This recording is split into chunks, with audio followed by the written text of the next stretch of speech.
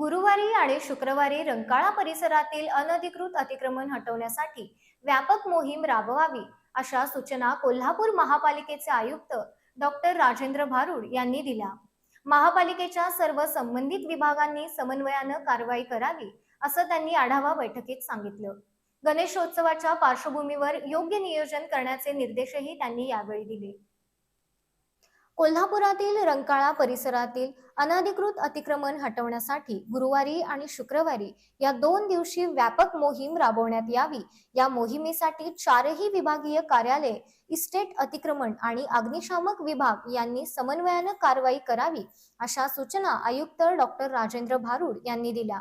आयुक्त कार्यालयात झालेल्या विभाग प्रमुखांच्या आढावा बैठकीत शहरातील विविध विकास प्रकल्प, पाणी पुरवठा, कर वसुली, अतिक्रमण निर्मूलन, शिक्षण, उद्याने तसंच सुरू असलेल्या विकास कामांचा आयुक्तांनी आज सविस्तर आढावा घेतला। शहरातील पार्किंग व्यवस्था अधिक सक्षम करण्यासोबतच अनधिकृत हातगाड्या, केबिन्स आणि इतर अनधिकृत अतिक्रमणाविरोधात सातत्यानं कारवाई सुरू ठेवण्याचे निर्देश आयुक्तांनी यावेळी दिले। अधिकृत हातगाड्या आणि केबिन्स वगळून अनधिकृत अतिक्रमणांवर नियमानुसार कारवाई करण्याचे आदेश त्यांनी दिले। शहरात ज्या ठिकाणी पार्किंगसाठी शुल्क आकारलं जातं तिथं मंजूर धोरणानुसार महापालिकेचा परवाना घेण्याची तपासणी करण्याच्या सूचनाही त्यांनी दिल्या।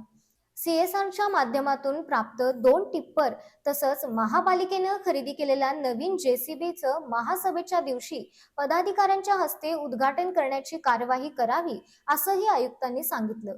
पांजरपोळ इथल्या गाळेधारकांकडून महापालिकेची थकबाकी वसूल करून रक्कम न भरणाऱ्या गाळेधारकांची अनधिकृत अतिक्रमण हटवण्याचे निर्देश देण्यात आले।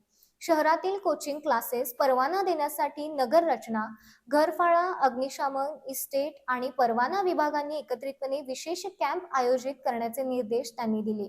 महापालिकेच्या रस्त्यांच्या कामाच्या दर्जाबाबत सर्व ठेकेदारांची बैठक घेऊन त्याला स्थानिक आमदारांनाही आमंत्रित करावं अशा सूचना शहर अभियंत्यांना देण्यात आल्या। नवीन बांधकामांना नियमानुसार रेन वॉटर हार्वेस्टिंग बंधनकारक असून त्याची प्रत्यक्ष अंमलबजावणी होत आहे की नाही याची नगर रचना विभागानं तपासणी करावी। सीएसआरच्या माध्यमातून बँकेमार्फत 10,000 बल्ब उपलब्ध करून घेण्याची कार्यवाही करावी असं त्यांनी सांगितलं।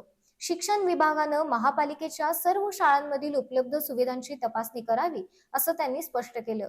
गणेशोत्सवाच्या अनुषंगानं आवश्यक निविदांची प्रक्रिया आत्ताच पूर्ण करून घ्यावी। कन्व्हर्टर बेल्टची देखभाल दुरुस्ती करून घ्यावी। गणपती आगमन आणि विसर्जन मार्गावरील पॅचवर्कचं नियोजन करून काम वेळेत पूर्ण करावे असं त्यांनी नमूद केलं। यावेळी सर्व विभागाचे अधिकारी उपस्थित होते।